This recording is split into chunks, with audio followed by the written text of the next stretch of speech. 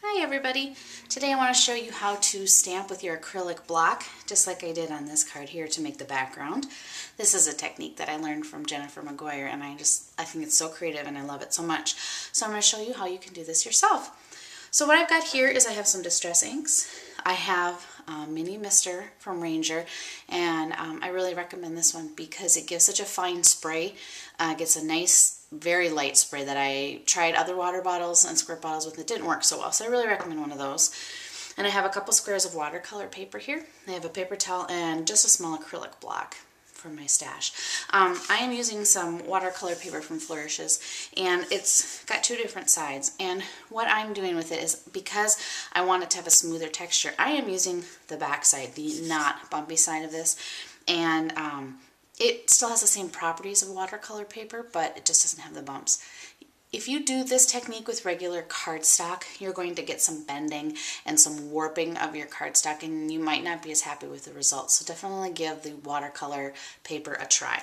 So what I'm going to do is I am going to take my distressing inks here, and I'm going to make the same kind of background that I made before. So what I'm going to do is I'm going to take my ink pad and actually put it right on my block. I'm going to put some blue on most of it, probably 3/4 of it up at the top, just until I get some ink on it. And then I'm going to take my peeled paint and I'm just going to put it on the lower half, not even the lower half, the lower quarter, and I'm going to blend them just a little so you can see that. And then what I'm going to do is I'm going to mist it. Now this is all kind of personal taste. If you want this to be very watered down, put a lot of water on. If you want it to be pretty solid, then put less. I would suggest that you practice this several times before you try to do it so that you get an idea of the look that you are trying to achieve. So I'm going to go ahead and I am going to just put a little bit of water over the top, and I got a little bit of beading. This is probably pretty solid. So then what I'm going to do is I'm going to take my piece of watercolor paper and I am going to take and turn my block right upside down onto it. And I'm just going to go ahead and push that in there. You can see, and I'm just going to go ahead and I'm going to lift it up. Now that was a lot of water, so you can see that I've got some running and blending. So all I'm going to do is just take my paper towel. I'm just going to pick up some of that little bit of color, and there's that one.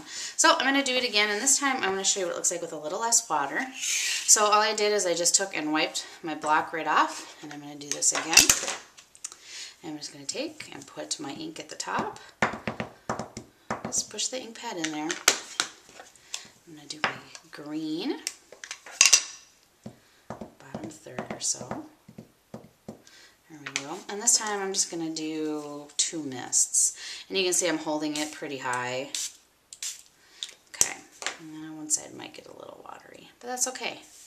So I'm going to take my watercolor paper again, and I'm going to go ahead. I'm going to just push this right down. And I'm just going to lift it straight up. Now you can see the difference in the two backgrounds. This one I didn't get quite enough water to really spread it around. I'm going to go ahead and see what, I'm just going to use my finger, and I'm just going to go ahead and kind of spread that around, and I've got a much more defined edge on this. But there you can see how you could easily stamp with your blocks to make an interesting background. And keep in mind I have some blocks that have these wavy edges, which add some really interesting looks to things. So I hope you have fun. Enjoy. Thanks.